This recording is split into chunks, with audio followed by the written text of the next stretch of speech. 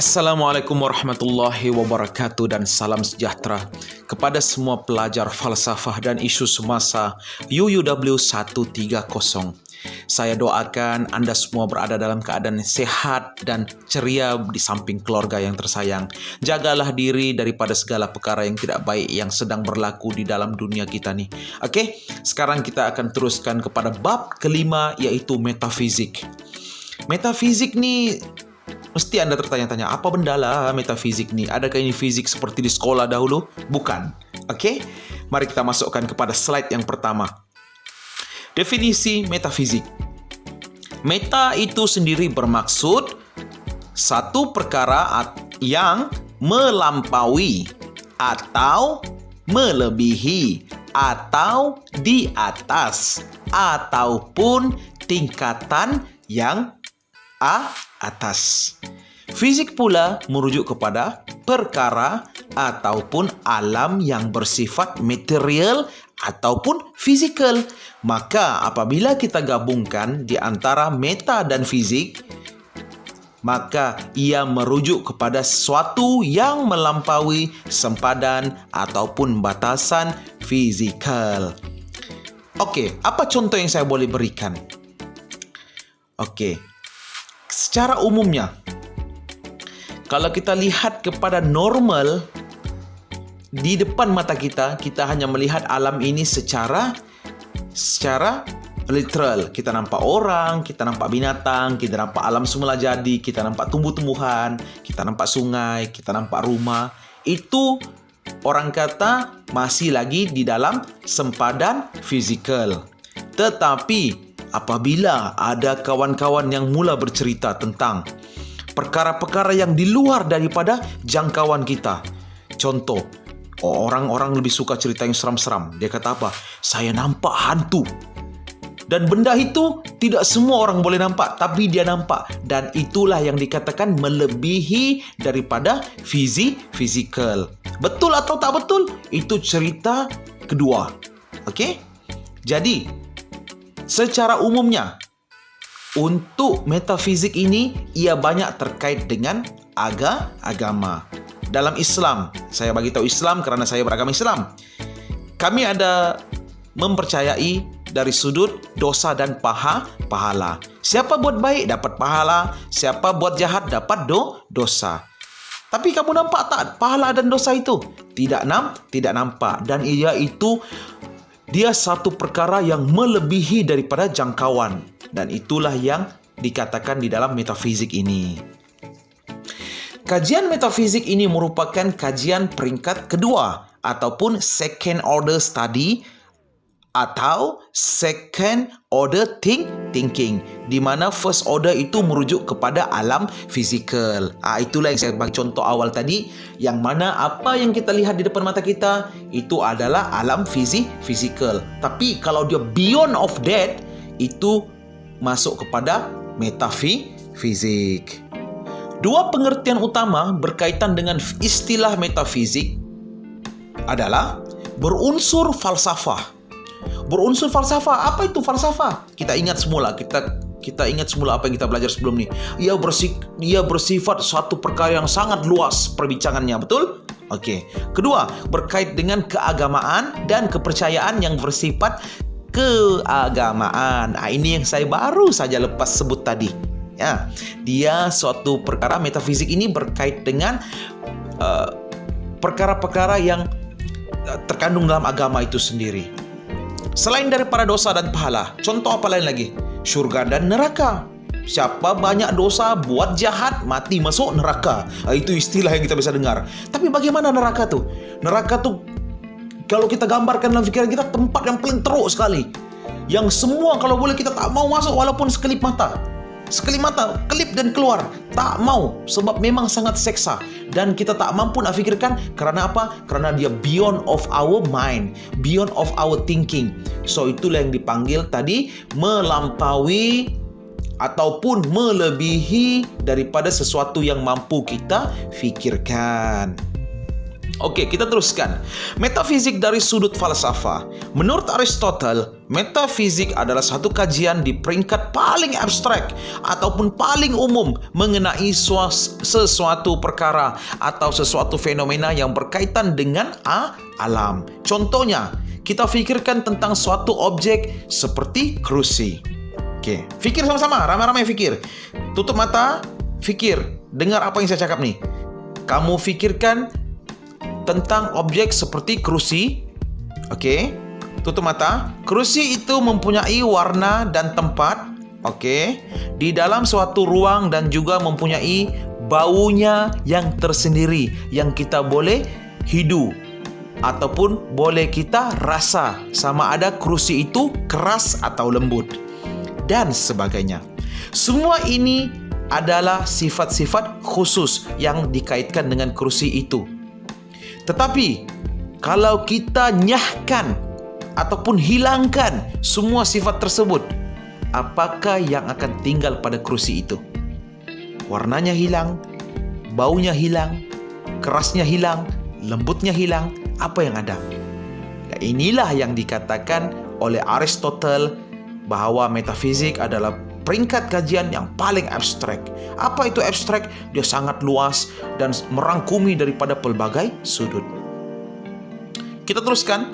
Yang tinggal menurut Aristotle adalah substansi yang tidak mempunyai kualiti khusus. Apa yang dimaksudkan dengan substansi nih? Substansi dianggap oleh Aristotle sebagai gabungan dari jisim dan juga rupa bentuk sesuatu objek itu. Maka hilanglah kerusi itu. Kenapa hilang? Lembutnya hilang, kerasnya hilang, warnanya hilang, tempatnya hilang. Maka hilanglah dia. Dan ia terlalu abstrak. Kita teruskan kepada slide kita.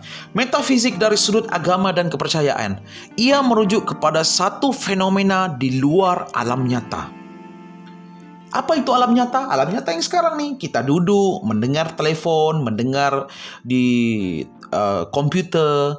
Kita tahu, kita hidup, kita makan, kita lapar, kita tidur, kita rehat. Itu adalah alam nyata. Oke? Jadi kalau di luar alam nyata, macam mana pula? Jadi dari sudut agama, kewujudan Tuhan. Siapa pernah nampak Tuhan? Tak nampak. Kalau kami orang Islam, kita tak tahu macam mana Tuhan kita. Tapi kita tahu nama Tuhan kita dan kita tahu kekuatan Tuhan kita. Kewujudan Tuhan. Hidup selepas mati. Dalam Islam kata, lepas mati nanti ada alam kubur. Lepas alam kubur ada alam akhirat. Lepas alam akhirat, alam kita ditimbang baik atau jahat. Dan yang seterusnya alam pilihan, sama ada kau masuk neraka atau masuk syurga. Oke? Hidup di alam barzakh. Itu yang alam kubur lah. Alam barzakh.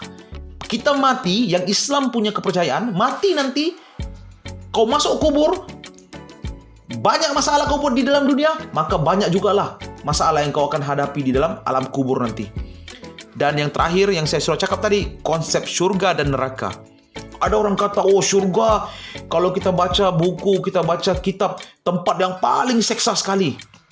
Dan syurga pula tempat yang paling diidam-idamkan dan sangat selesa, sangat tempat yang paling tak dapat digambarkan. Dan ada orang kata, bagaimana nak gambarkan syurga dan neraka? Kehebatan syurga dan neraka. Sekiranya Anda mampu memikirkan sesuatu perkara yang sangat indah dalam hidup Anda, sangat hebat, sangat best, sangat gembira, dan Anda takrifkan itu sebagai syurga, maka itu bukanlah syurga. Karena syurga tak mampu difikirkan kehebatannya. Dan neraka pula bagaimana? Neraka sesuatu tempat yang sangat mengerikan, menyeramkan. Tempat kita dihukum kerana dosa yang pernah kita buat di dunia. Dan sekiranya Anda mampu memikirkan benda itu juga bukanlah neraka. Karena neraka tidak akan dapat digambarkan dengan fikiran. Inilah yang dikatakan luar daripada alam nyata. Semua ini adalah perkara-perkara yang tidak boleh kita sahkan melalui deria kita. Ada yang kamu jumpa orang, dia berkata pernah pergi syurga, pergi neraka. Tidak mungkin. Kenapa? Sebab nak lalui semua ni, pertama sekali kena mati. Dan orang yang telah mati tak akan boleh hidup semula. Tetapi ia boleh disahkan melalui cara lain, iaitu wahyu dan sebagainya. Adik-adik kita yang bukan beragama Islam mungkin berfikir, apalah wahyu ni? Wahyu ini adalah kata-kata daripada Tuhan yang disampaikan melalui malaikatnya kepada nabinya. Nabinya pula akan memberikan kepada masyarakat ataupun kaumnya.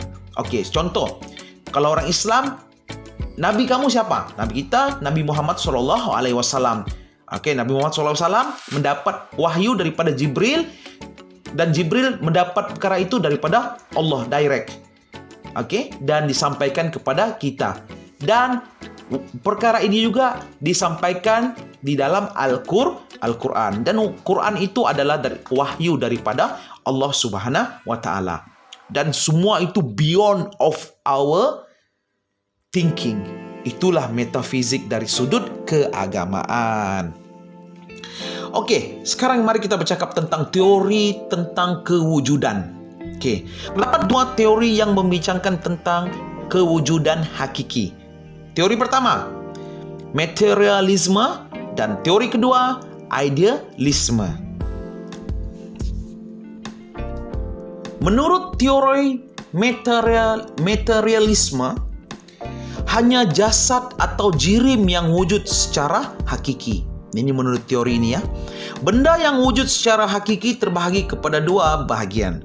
Benda-benda yang bersifat jasad ataupun material seperti kerusi, meja, gunung ganang, sungai, air dan sebagainya.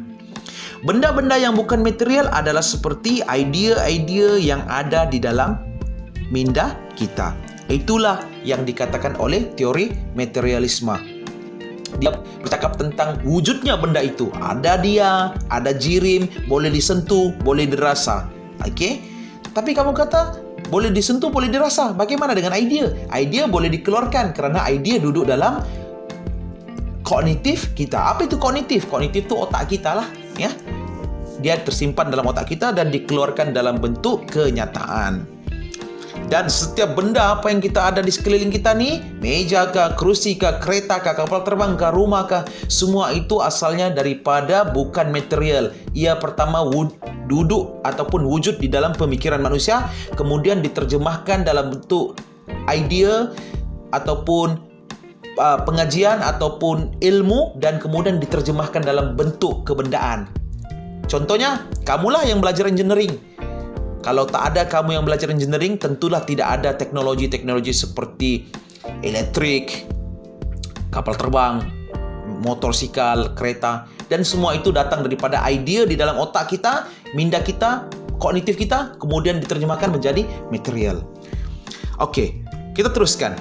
Bagi pihak materialis, idea tidak mempunyai realiti yang tersendiri, tetapi bergantung kepada sesuatu yang bersifat jasad, iaitu otak. Okey, itu confirm lah. Tak ada otak, macam mana nak wujudnya yang dipanggil idea? Kan? Kamu nampak, bukan manusia saja. Binatang pun ada otak, maka wujudlah idea. Contohnya apa? Contohnya kita tengok kalau singa betina memburu nak mendapatkan daging ataupun makanan. Nak tangkap rusa kah, nak tangkap pelanduk kah. Apa dia buat? Dia akan berjalan secara perlahan-lahan. Kenapa dia berjalan perlahan-lahan? Kerana dia mengetahui ideanya dia kena senyap dan tidak boleh bising, supaya binatang yang dia nak makan tu tak boleh lari. Binatang boleh berfikir dan ada idea, dan dia terjemahkan dalam bentuk apa yang dia kehendaki. Dan kemudian itu semua datang daripada mana? Datang daripada otak. Minda itu adalah hasil daripada pergerakan fizikal di dalam otak. Mereka menolak kewujudan sesuatu yang bukan material. Okey, orang-orang yang berpegang kepada teori materialistik ini ataupun materialism ini, mereka menolak idea-idea yang bukan material. Contohnya, mereka tidak percaya kepada roh, mereka tidak percaya kepada malaikat, mereka tidak percaya kepada hantu, jin, begitu. Pada orang itu tak wujud pun. Okey. Mengenai perkara-perkara yang bukan bersifat idea pula, seperti kepercayaan terhadap alam gaib, roh dan sebagainya, mereka mengambil jalan yang mudah dengan menyatakan bahawa perkara-perkara tersebut sebenarnya tidak wujud, tetapi hanya wujud dalam imajinasi kita. Nampak tak? Mereka bermain dengan mereka punya fakta dan akhirnya mereka akur dan menyatakan itu hanyalah wujud di dalam fantasi ataupun imajinasi manusia. Kita teruskan slide kita kepada teori idealisme. Kewujudan hakiki bukan bersifat material tetapi bersifat mental ataupun bersifat idea ataupun bersifat kerohanian. Dia ni nampak seperti bertentangan dengan teori yang pertama tadi. Josh Berkeley, pelopor fahaman idealisme, menyatakan bahawa kita tidak mengenali jasad yang berada di luar capaian panca indera kita secara langsung, tetapi kita hanya mempunyai sensasi ataupun imajinasi akan jasad tersebut di dalam minda kita. Sensasi ataupun image itu adalah bersifat mental dan bukannya fizikal. Fahaman ini menyatakan bahawa hanya alam minda itu yang wujud dan alam fizikal itu tidak dapat kita kenali secara langsung. Fahaman sebegini sebenarnya boleh membuka ruang kepada kepercayaan terhadap kerohanian kerana ia menganggap bahawa realiti itu bukan bersifat fizikal, sebaliknya bersifat bukan fizikal. Dengan itu, konsep-konsep seperti roh umpamanya yang terdapat dalam fahaman agama boleh diterima kerana roh juga bukan bersifat jasad, tetapi adalah sesuatu yang kita fahami melalui minda kita dan kita kaitkan dengan sesuatu yang kita katakan bersifat kerohanian ataupun spiritual yang tidak mempunyai sifat material.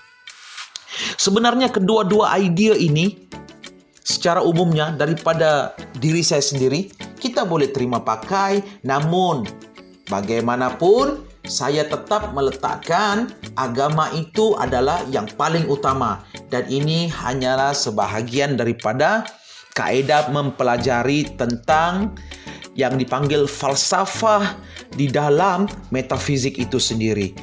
Baiklah, kita teruskan kepada kewujudan oksigen.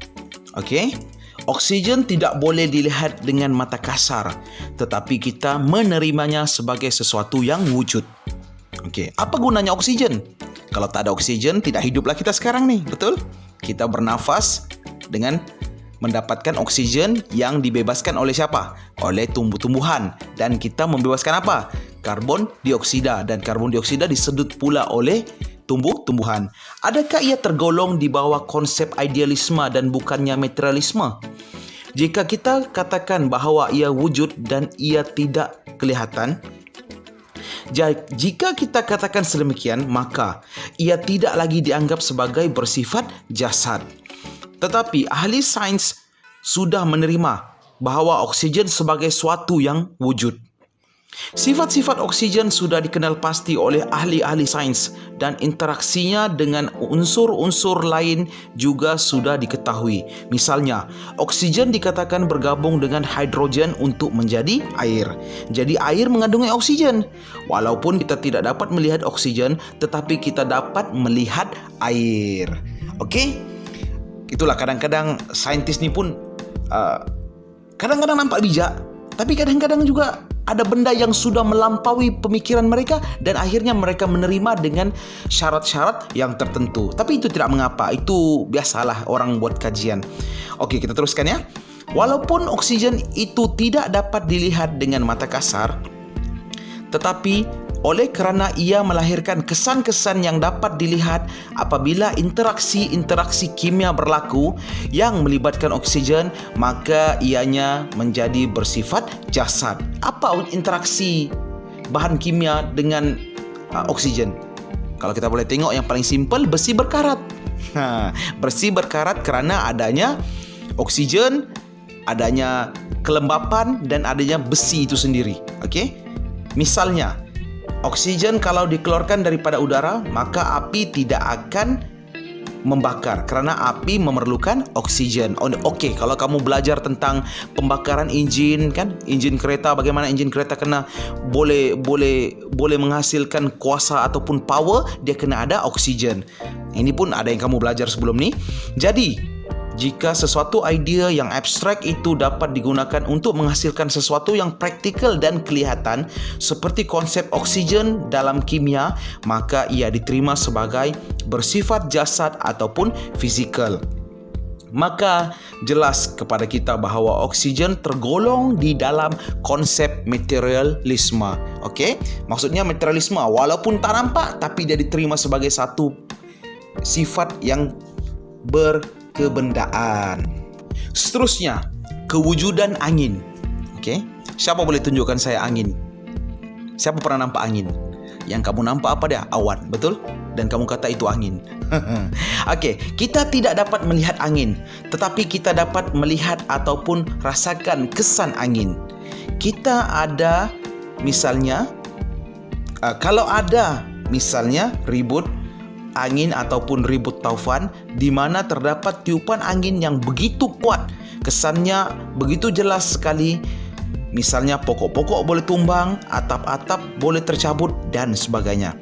Walaupun angin itu tidak kelihatan, namun oleh kerana kesannya begitu nyata, maka kita terimanya sebagai wujud.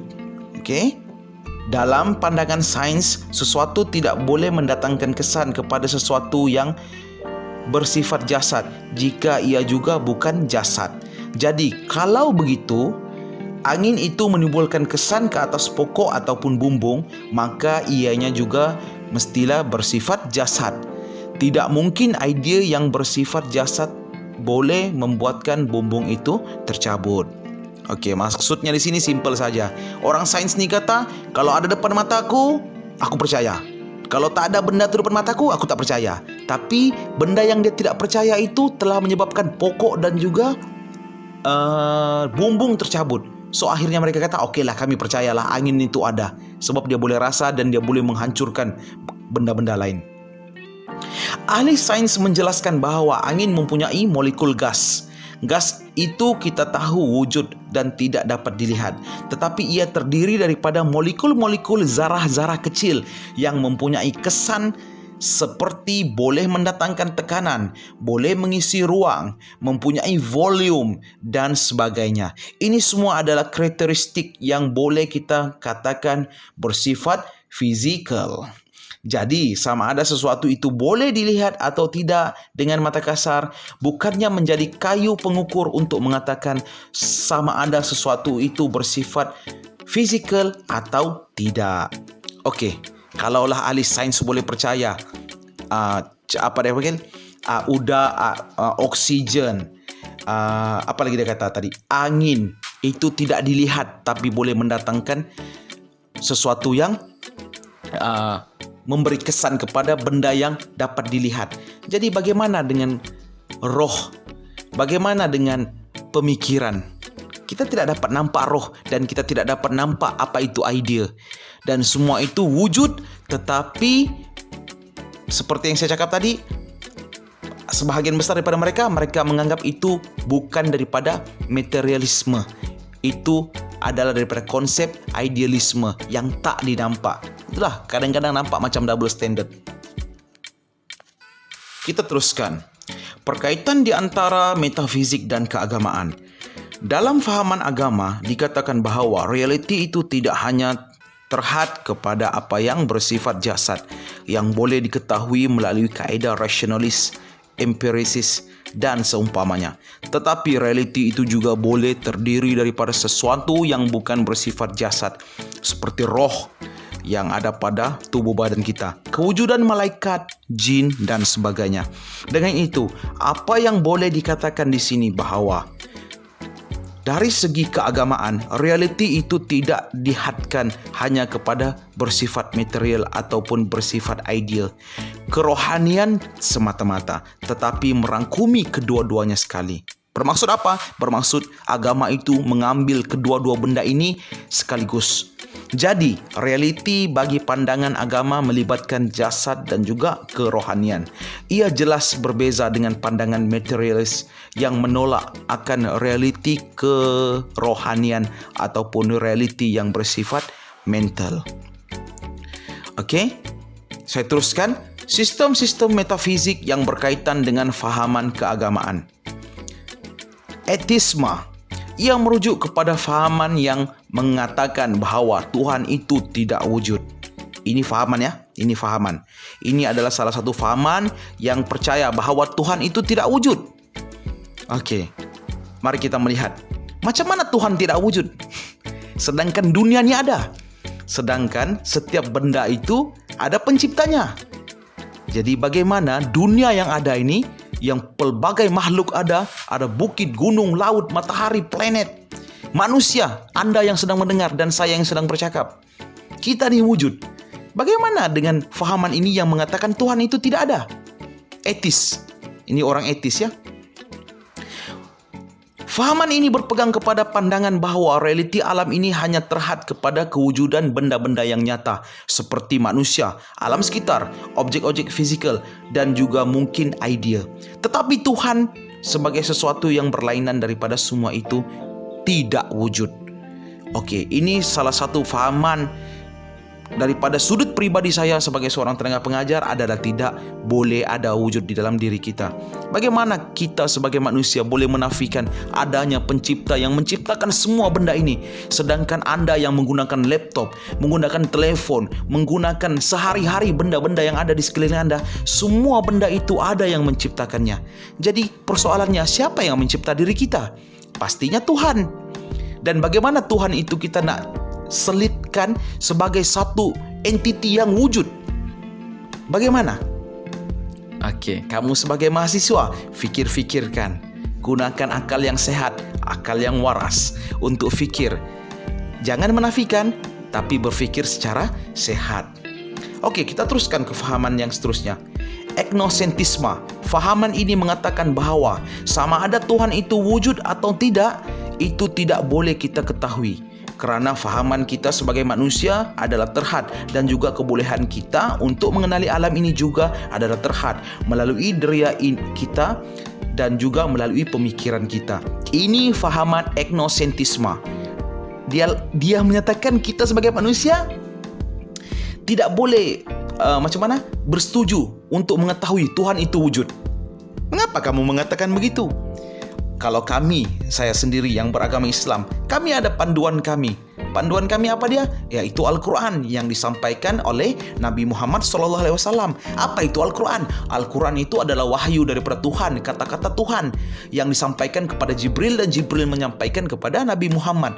Dan semua itu bersifat kita tidak tengok. Dia dipanggil macam idealisme, tapi sebenarnya dia berbentuk materialisme. Kenapa saya katakan materialisme? Kerana seperti angin. Bagaimana kamu nak menyatakan angin itu wujud atau tidak? Kamu pun nampak, bumbung tercabut, pokok tumbang. Jadi bagaimana kita nak menyatakan malaikat itu ada atau tidak ada?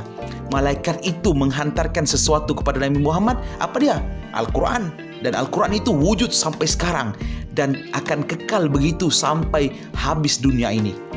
Itu sedikit saya punya perkongsian.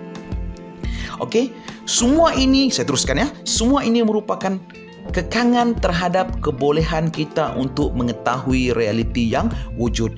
Okey, itu katanya kekangan kepada mereka yang berpegang kepada fahaman egnosentrisme ni. Mereka menyatakan begitu sebagai kekangan kepada mereka. Tapi untuk kita yang memiliki agama, itu bukanlah satu kekangan. Kerana sekiranya Anda memahami Tuhan Anda, memahami agama Anda akan melihat itu bukanlah satu masalah yang besar. Baiklah, saya teruskan. Perbezaan di antara etisme dan juga egnosentrisme. Okey, kita tengok perbezaan di antara mereka. Dua fahaman ini. Egnosentrisme mengatakan bahawa manusia tidak mempunyai kemampuan untuk mengetahui sama ada Tuhan itu wujud ataupun tidak. Manakala etisme yakin bahawa Tuhan itu tidak wujud. Bagi etnosentisme, mereka tidak mempunyai keyakinan tersebut. Mereka cuma katakan mereka tidak boleh mengetahui dengan pasti apakah jawapan yang sebenar. Okey, kalau tak tahu jawapan yang sebenar, banyakkan membaca. Kerana membaca itu membukakan jalan pemikiran yang lebih luas. Aku pun hairan orang yang tak mau membaca, lepas tu marah-marah. Okey, kita teruskan.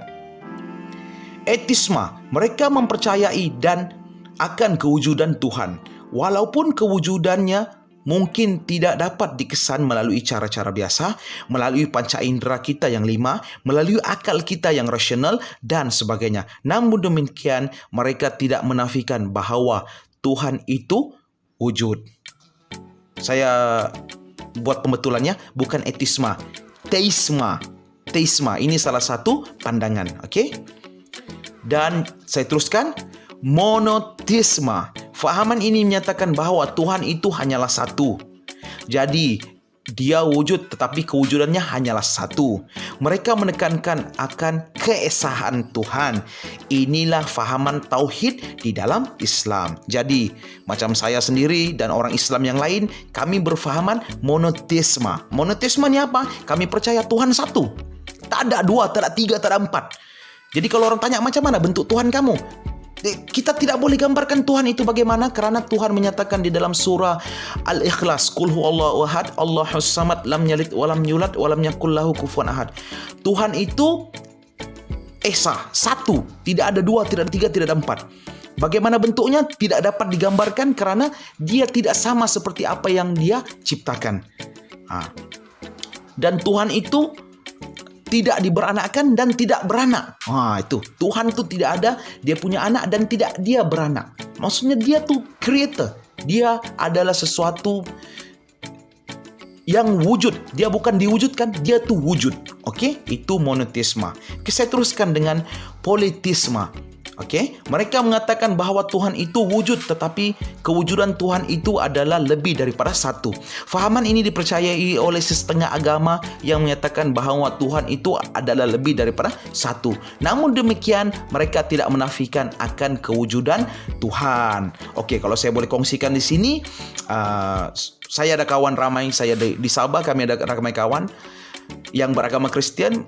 Bila saya bercerita dengan mereka, mereka menyatakan ada Bapa Tuhan, ada Ibu Tuhan, ada Tuhan Yesus. Okey, Tuhan Yesus tu dia ada 3 yang dipanggil konsep Trinity. Okey, saya tak boleh terangkan banyak benda itu kerana kamu boleh baca semua benda itu di dalam sumber-sumber yang ada. Jadi sampai di sini dahulu kuliah kita untuk bab kelima, dan saya nyatakan sekali lagi, sehingga ke bab ini kuis akan ditanyakan. Okey, terima kasih. Salam sayang daripada saya. Assalamualaikum.